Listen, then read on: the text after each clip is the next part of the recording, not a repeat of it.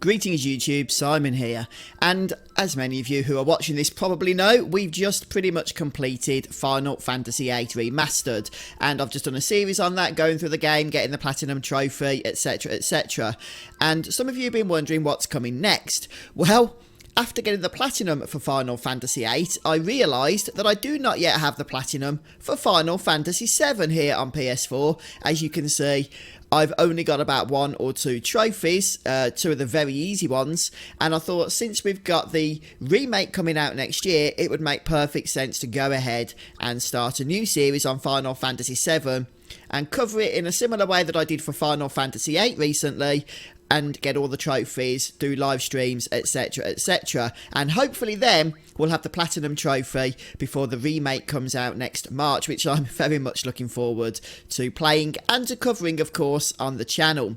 So I have played Final Fantasy VII many times over the years. I've just never played it properly anyway on PS4.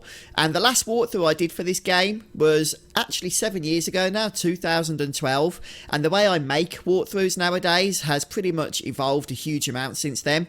Back then it was a case of just pump out 30 episodes or whatever it was, 50 episodes I think, and play through the game step by step, which was good. That's how the format really works for video walkthroughs back in the day.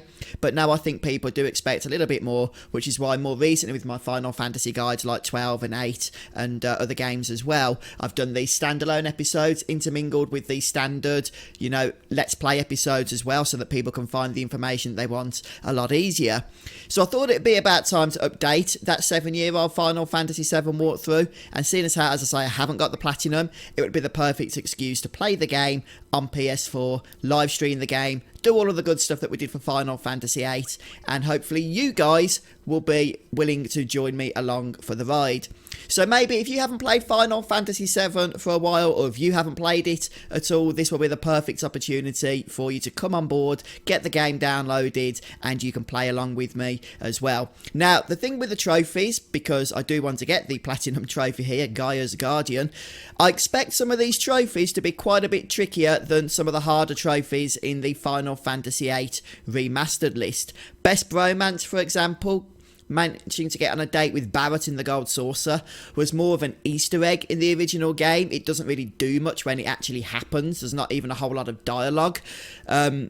So that isn't easy. Okay, there's going to be a lot of preparation for that before we get to the Gold Saucer in order to actually get this trophy. So things like the mini-games are always kind of annoying in Final Fantasy VII. Some of the mini-games like the G-Bike and getting a lot of points in that. I don't know how hard it is to get 10,050 points. I'm not sure if I've ever done a whole lot with the G-Bike at the Gold Saucer.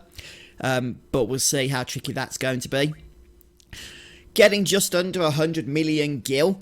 Off the top of my head, I think the best way to do this is going to be to sell mastered all materials. They sell, I think, for about 4 million gil each. Even so, we're going to have to do about 30 of those, 30 all materials to get this. That could be a bit of a grind, but hopefully it won't be as bad as it looks. Some of these shouldn't be too difficult. Getting the Great Gospel limit break for Aerith, as I'm going to try and call her from now on, is something that could be annoying because you have to get, I think it's 5,000 points at the speed square. And for various reasons that you guys, I'm sure, are aware of, I wouldn't normally bother getting Aerith's final limit break. So, yeah, that can be kind of annoying, and so on and so forth. So, some hidden trophies as well. I'm not sure what these are. Maybe something to do with the actual story. If so, they shouldn't be too difficult.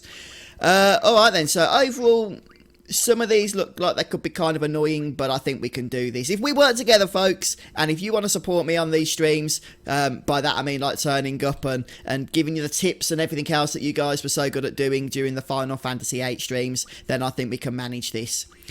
Getting Don Cornelius to choose Cloud over Tifa or Aerith, that's not too difficult actually, so I'll show you how to do that if you don't know. Anyway guys, I'm going to be streaming this game starting Monday. That's the 21st of October. That's 2 days from now, from the time of making this video.